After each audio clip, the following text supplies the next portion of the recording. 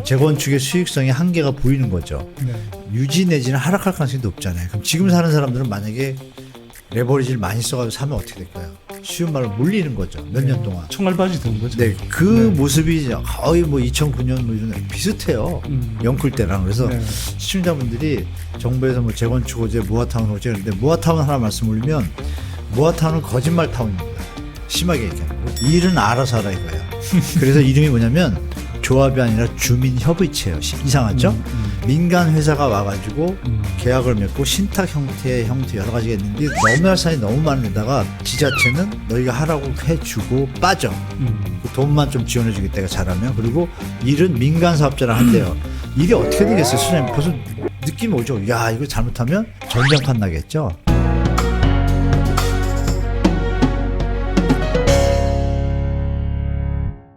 이 금감위 분들이 이제 금융감독위원회인데 금융위원회에서 이제 주택 정책에 대한 자금이나 이런 것들을 갖다가 좀 조율을 하는데요. 빚내서 집 사라냐고 비판 많이 받았잖아요. 그 전세 대출 3억에서 5억에서 올리니까 집값 막 폭등하고 그러니까 난리가 나서 뭐 제어하니. 그리고 웃기는 게 뭐냐면 그 정책 던지고 1년 만에 가계부채 종합대책 발표를 해요. 부채가 갖고 늘어나니까. 근데 그 당시에 마지막에 비판을 받은 게 유주택자도 전세 대출을 5억까지 해준 거예요. 그때부터 갭투기가 시작된 거거든요. 네. 문재인 정부가 무능한 건 맞습니다. 부동산 분야에서. 열심히 했으나. 왜냐하면 그런데 그 이유가 있습니다. 이 얘기까지 해야 되네. 문재인 정부 때 인수위원회가 없었잖아요. 바로 대통령이 되셨단 말이에요. 그러니까 실무진이 없는 거예요. 그러면 현재 부동산 상황을 보고를 받아야 될 거 아니에요. 집값이 오르고 있다는 걸 알았어요. 그러면 장관은 바뀌었잖아요. 그럼 누가 있어요? 차관이 있잖아요. 차관이 박근혜 정부 때 차관이 그대로 차관이에요. 왜 갑자기 못 바꾸니까. 근데 이 양반이 여러분 기억나실 거예요. 임대사업자 제도. 이걸 뭐라고 보고를 하냐. 임대사업자 제도를 해가지고 다 집을 임대사업자가 사면 전세 가격이 5%밖에 못 올리니까 전세 시장이 안정되면 집값이 내려올 거다. 이렇게 보고를 한 거예요. 그러니까 혜택을 많이 줘서 임대사업자를 늘립시다 이랬어요. 혜택을 늘리고 그걸 했어요. 어떤 일이 벌어졌냐. 전국의 임대사업자가 그냥 주택가에서 정리를 했어요. 갑자기 집을 매집을 해가지고 사러 오는 등록하러 온 사람이 밀리니까 서초구는 창구를 만들었어요. 따로. 네, 네. 그럼 무슨 얘기예요? 사람들이 갑자기 정말 개떼같이 집을 매집한 거예요. 왜? 매집해가지고 세금 혜택 받고 들고 있다가 팔면 차익이 나겠고. 왜? 매집이 되면 집이 없잖아요. 거래할 집이 없어지잖아요. 그러면 당연히 수량이 적어지면 수요자가 살 집이 임대사업자가 다 가져가 버렸으니 네, 네. 전세 가격은 안정됐지만 주택 가격은 오른 일이 벌어지는 거죠. 근데 이거를 빼고 앞에 거만 얘기한 거예요. 전세 가격이 안정되면 주택 가격도 안녕. 야, 말 기가 막히잖아요. 한 3년을 갔어요. 3년 뒤에 관두셨거든요. 저도 그분이 관두시는 게 나라에 도움이 된다고 말을 계속 했는데, 그러니까 이 부분 때문에 이 정책의 어떤 변동성으로 우리가 피해를 더 많이 본 것도 있어요. 그래서 문재인 정부가 그거를 캐치해서 고쳤으면 됐는데 좀 늦게 캐치했어요. 그런 아픔이 있다는 것도 여러분들이 아시기 바랍니다. 말씀 나온 김에 저도 말씀을 좀 덧붙여야 되는데요. 세게 가시는군요. 국토교통부 차관만의 문제가 아니라 사실은 그 당시에 그 청와대 내 유일한 부동산 민간 출신 전문가이고 그 사회수석을 했던 김수현 세종대 부동산학과 교수. 네네. 그분이 사실은 그 다주택 임대사업 등록제도 그거 사실은 그분이 적극 옹호하셨던 분이잖아요. 옹호를 한 거죠. 그러니까 그분도 속았다고 할 수 있잖아요. 아니 속은 게 아니에요. 그분이 주창하신 거예요? 네, 그분이 사실상 주창하신 내용에 가깝고요. 그러면 네, 그래서 김수현 교수님도 다주택자인지 한번 확인해야겠네요. 만약 다주택자라면 이건 이해 충돌이 벌어지는데 김수현 교수는 그렇진 않을 텐데. 네네. 저는 사실은 이제 문재인 정부가 들어서기 전에 그분이 이제 그런 내용을 주창을 하셨단 말이에요. 그래서 제가 그때 보면서 되게 저로서는 좀 납득하기가 힘들었던 게 아니 다주택자에 대해서 예를 들어서 이렇게 공정 임대료 제도 이런 것들을 이제 적용하는 대신에 종부세라든지 각종 과표 기준에 대해서 이제 종부세, 양도세 다 세금 혜택. 온갖 세금 혜택 주고 근보료부터 해서 이제 그런 혜택들을 주잖아요. 네, 맞아요. 아니 당근은 있는데 왜 페널티가 없어요? 네, 아니 이게 그리고 어떤 정책을 구사하는 그 상황 자체가 사실은 이미 박근혜 정부 후반기 때 2014년 하반기부터 최경환 전 부총리의 이른바 빚내서 집사라 정책이 본격화되고 나서 몇 년간 수도권 집값이 상당히 올라 있을 때 상황이었잖아요. 그런 상황에서 다주택 임대사업 등록제를 하면 이미 집을 여러 채 그렇게 다주택 투기를 했던 사람들은 일종의 조세 피난처잖아요. 완전히 그렇죠. 그 사람들을 매물을 내놓도록 압박하는 게 아니라 조세 그렇죠. 피난처를 반대의 제공해 주거든요. 정책이었죠. 그러고 나서 집값을 잡겠다고 했으니까 얼마나 의의가 없어요. 좀 솔직히. 아이러니하죠. 예. 저희가 지금 뭐 이미 윤석열 정부 들어섰는데 뭐 전 정부 정책 실패를 이렇게 길게 이야기할 필요는 없을 것 같기도 한데 한편으로는 이 방송을 보시는 분들은요, 이 정권과 상관없이 정책적으로 얼마나 무지했던 것이 이렇게 한편으로는 뭐 부동산 가격을 더 엉망으로 만들었는지 이런 것들 국민들만 좀 힘들죠. 자꾸.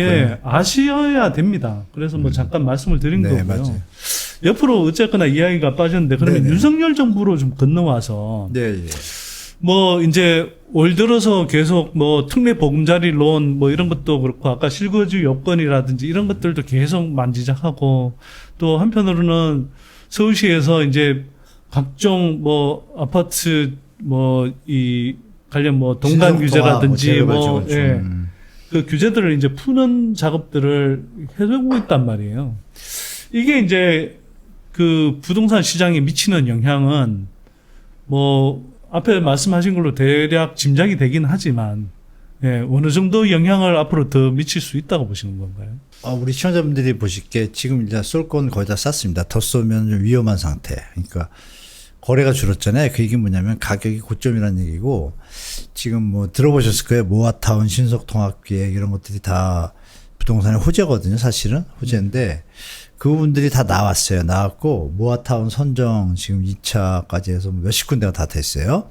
그쪽 지역 분들이 이제 뭐 저한테 문의도 많이 오는데 모아타운의 허가시를 다 모르신 상태에서 일단 많이 올랐어요. 다주택이든 단독이든. 근데 그거를 사러 가시려고 뒤늦게 쫓아가신 분들이 가보니까 이거 너무 비싼 거예요. 아파트 값이에요, 거의. 그러니까 들어가지를 못하잖아요. 그럼 사신 분들만 들고 있잖아요.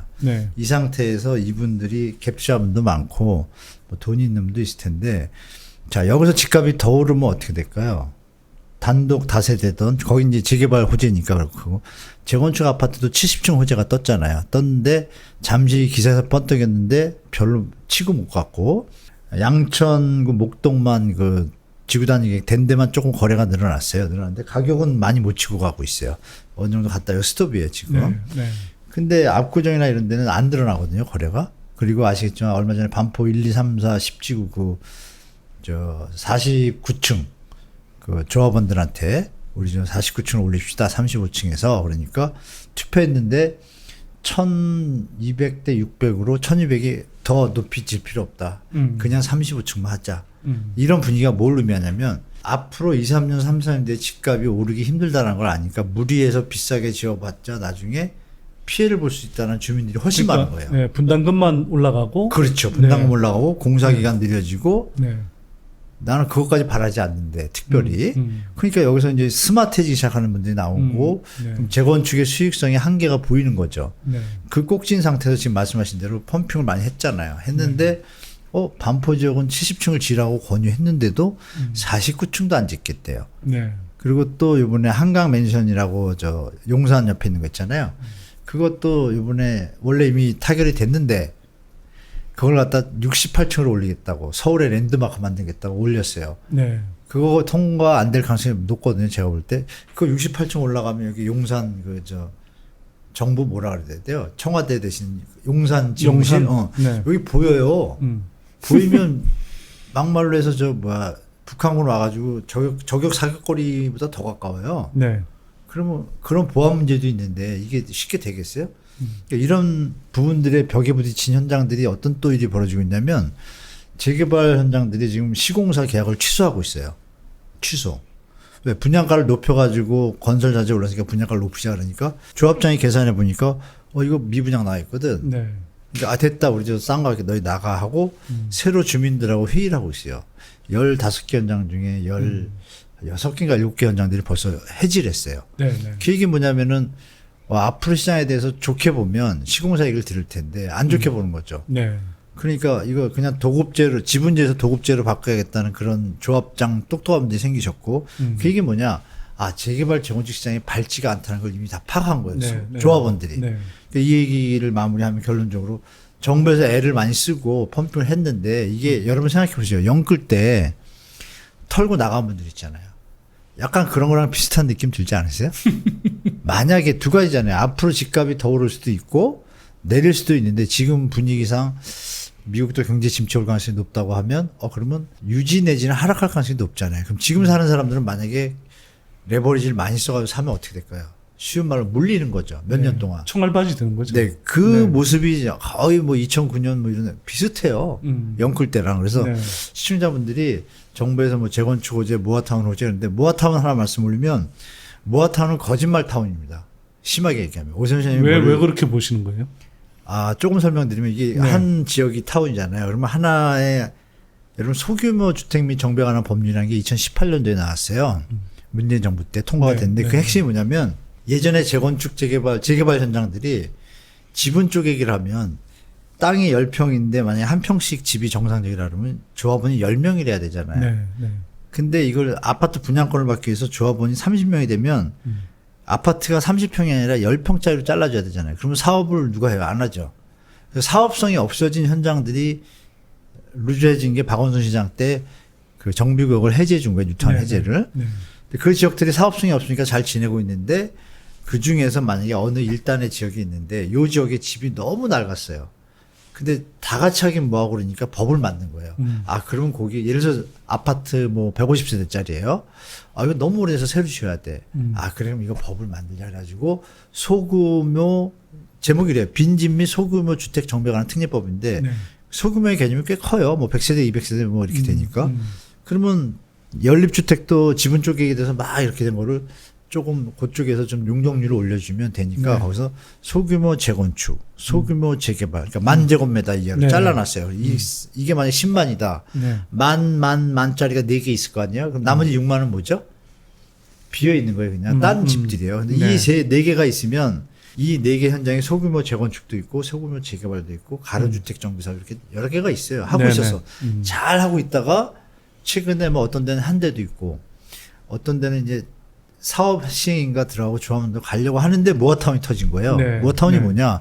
이 가운데 4군데가 서로 합쳐서 같이 계획을 짜가지고 하면은 도로를 낼 때 좀 효율적으로 내고 이렇게 그림을 준 거예요. 서울시가. 네. 근데 서울시가 그림만 주고 일은 알아서 하라 이거예요. 그래서 이름이 뭐냐면 조합이 아니라 주민협의체예요. 이상하죠? 주민협의체는 어떻게 하냐? 민간 회사가 와가지고 계약을 맺고 신탁 형태 여러 가지가 있는데 중요한 건 뭐냐? 그럼 여기가 다 통일이 돼야 되잖아요. 네, 네. 근데 이 소규모 재건축 재개발 가로주택 정비의 그 동호율 자체가 다 틀려요, 법이. 네, 네. 그러면 이 세 분들이 모여가지고 해결을 할 때 동호율이 틀리니 따로따로 동호율을 맞추고 이게 너무 할 사안이 너무 많은 데다가 또 하나는 매도 청구가 있고 이 수용이 있어요. 매도 청구는 재판 들어가면 몇 년을 갈지 몰라요. 그럼 어느 주민이 나는 그냥 안 할래 하면 네. 그 전체 중에 하나하나 그러니까 여러분 이렇게 생각하면 음마 아파트가 같은 아파트로 되어 있는데 4,000세대가 25년 걸려도 지금 조합이 완벽하게 안 됐잖아요. 25년이 뭐야? 맞죠? 한 30년 돼가죠? 30년 가까이, 가까이 돼가지 되죠? 않나요, 지금? 조합이 안 됐잖아요. 네, 네. 그것도 상가가 합치지 못하면 어떻게 될지 몰라요, 또. 그것도 그런데 여기는 보세요. 소규모 재건축은 아파트고 소규모 재개발 하는 데는 빌라고. 이 A 빌라는 만약에 소유주가 적은데 이 A동 지역 빌라는 소유주가 많아. 그러면 여기 땅값이 비싸요. 여기 땅값이 이게 땅값 계산하는데 싸움 나겠죠. 상식적으로 그렇잖아요. 그래서 네, 네. 길가에 있는 가로주택 정비 사업자는 우리 땅이 더 비싸. 값을 더 쳐줘. 그럼 저 뒤에 있는 분들은 너희 땅이나 우리 땅이나 합치면 또 싸움이 벌어지잖아요. 네. 이거에 대한 해결책이 지자체는 너희가 하라고 해주고 빠져. 그 돈만 좀 지원해 주겠다가 잘하면. 그리고 일은 민간 사업자랑 한대요. 일이 어떻게 되겠어요? 소장님 벌써 느낌 오죠? 야, 이거 잘못하면 전쟁판 나겠죠? 그러니까 이게 완벽하게 법이 완벽하지 않은 상태에서 모아타운을 확 던져버린 거예요. 그럼 이 의도는 뭘까요, 여러분? 뉴타운도 가다가 된 데도 있지만 용산 참사 기억나시잖아요. 아무런 그게- 준비 없이 가다 보면 결국 피해보는 것들은 무주택 서민하고 원주민들하고 세입자들이 많이 피해보게 돼 있어요. 그러니까 이거를 지금 가긴 가는데 그냥 들고 가는 거예요. 어떻게? 총선과 대선까지 보는 거죠. 네. 그러면 그 안에서 주민들은 어때요? 와, 모아타운 때 현수막이 딱 붙으니까 와 그런데 지금 뭐 1년이 가도 2년이 가도 3년이 가도 이거 완전 희망 고문 들어갈 수도 있는 거예요. 그래서 모아타운에 대해서 너무 장밋빛만 가지 마시고 그 지역이 비슷한 집들이면 상관이 없는데요. 다 다를 경우는 정말 조심하시기 바랍니다. 예. 최근에 그런데 이렇게 집값이 뛴다 이렇게 이야기하고 보면은 또 거래에 많이 가담하는 분들이 상대적으로 젊은 분들이세요. 네, 맞습니다. 그런 분들이 좀 많은 것 같아요. 왜 그렇다고 보시고 그분들한테 지금 국면에서 좀 해주고 싶은 말씀이 어떤 건지요? 그분들이 이제 A와 B로 나눌 수가 있는데요. 영끌 때 빠져나온 분들, 2030인데 네. 영끌 때 좀 수익을 보고 나온 분들 있죠. 네네. 고점에서 잘 판 분들. 네, 그래서 네. 차익을 네. 적으면 2, 3억에서 많은 분들 한 10억 들고 계신 분들 계세요. 네. 그분들이 지금 더 떨어지기를 기다렸다 들어오는 사람도 있고 요즘 조금 들어온 걸로 알고 있고요. 두 번째 B타입은 뭐냐면 여러분 기억하시겠지만 7년 동안 집값이 올랐기 때문에 직장 생활의 모습을 제가 대변해서 말씀 올리면 젊은 분들이 이해하실 거예요. 가면 그냥 나 어디 갭 1억, 2억 했는데 5천이 올랐어, 2억이 올랐어. 이거를 7년 동안 식사 자리에서 듣는 거예요. 특히 네. 사원들은 괴로웠죠. 왜? 사원들 말고 주로 대리나 과장대가 갭 투기할 어떤 여력이 있었겠죠? 네. 또 상사니까 식사 자리만 가면 야, 니들도 갭 투자해. 뭐, 네. 나 1억 넣었는데 지금 네. 2억이 돼서 100%야 수익률 잃어버리니까 스트레스죠. 돈도 없고. 그 박탈감이 어떻겠어요, 그러니까. 네, 그렇게 지내던 분들 중에 아니야 이렇게 이런 우리 유튜브를 보신 분들은 멘탈을 잡고 이건 너무 집이 비싸. 그분들은 영끌 때 안 나온 거고 그걸 못 버텼다가 영끌에 따라본 분들은 이제 피해를 보게 된 거고 네. 지금 상황에서 뭐냐면 따라보지 못하고 구출됐다고 생각하는 분들 말고 그 사이에 있는 분들 마지막으로 지방에 임대사업자를 하다가 지방의 상태가 안 좋아지니까 인구 소멸 얘기가 나오니까 영끌 때 팔았던 분들이 서울에 이렇게 막 기웃대다 요새 좀 많이 들어왔어요. 들어왔는데도 아까 말씀드린 대로 거리량이 그밖에 안 돼요.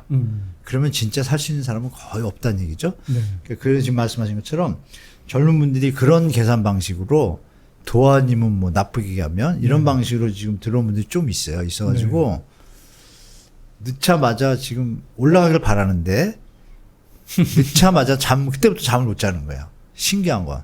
뭐 이런 현상이 좀 벌어지고 있습니다, 현재. 그러니까 이게 조심하셔야죠. 그나마 좀 한 40대 중후반 이상의 분들은 집값이 이렇게 좀 그 성인으로서 이렇게 사회생활을 시작하고 나서 집값이 오를 때뿐만 아니라 내릴 때도 경험을 해봐서 그렇죠. 어느 정도는 위험한 걸 아는데 맞아요. 아직 이제 한 30대 뭐 40 중반 초반까지. 네네 중후반 이전 세대들은 대체로 사회생활하면서 집값이 오르는 것만 주로 맞아요. 받고 그다음에 맞아요. 저금리가 계속 지속되는 것만 받기 때문에 맞습니다. 그리고 그런데도 불구하고 이게 집값이 그런 뭐 이 그 사상 최저금리에 계속되는 과잉 유동성 이것 때문에 굉장히 많은 부분 올랐다는 걸 생각하지 못하고 맞아요. 늘 공급 부족 때문에 올랐다 이렇게 생각을 하니까 그렇죠. 이게 공급은 늘 한국에서 부족하고 그래서 조금만 지나면 늘 집값은 오를 거야. 이게 거의 맞죠. 그분들 이데올로기처럼 세뇌가 돼 있더라고요. 세뇌가 돼 있어요. 네. 2008년부터 2013년까지의 그 부동산 시장 하락기 때에 그 부동산 기사들을 잘 한번 확인해 보시고 그때 실제 상황이 어떻게 됐는지를 한번 비교해 보십시오. 지금 언론에서 나오고 있는 계속 뭐 집값 반등한다, 회복한다, 지금 사놓으면 또 줍줍할 수 있다, 뭐 이렇게 이야기하지만 그게 상당히 긴 기간 동안 계속 하락세를 거치고 하우스푸어 나오고 심지어 자살하는 사람들 나오고 경매 시장에서 막 매물이 넘쳐나고 그리고 은행에 막 연체율 이런 것들이 막 급증하고 그런 사태를 4, 5년간 겪고 나서야 그나마 이제 좀 정리가 됐잖아요. 그렇죠. 예, 근데 그때 비하면 지금 2008년 금융위기 때 비하면 집값도 뭐 2배 이상 더 올라 있는 상태고 가계부채도 2.5배 이상 더 올라 있는 상태고 근데 금리는 그때는 제로 금리였는데 이제는 제로 금리로 갈 가능성이 없는 상태잖아요. 없죠. 네. 그래서 위험한데 이걸 참 젊은 분들이 너무 모르시는 것 같더라고요. 자기 보고 네. 싶은 것만 보고 네. 오류에 빠지는 것 같아요. 예. 자, 교수님 오늘 네. 뭐 이 정도로 마무리하고요. 또 네. 계속 나와주실 거잖아요. 아, 그럼요. 네. 네. 그래서 또 시장의 변화가 있을 때마다 교수님 모셔서 좋은 말씀 듣도록 하겠습니다. 자, 오늘도 수고해 주셔서 감사드리고요. 다음에 모시겠습니다. 고맙습니다. 고맙습니다. 네.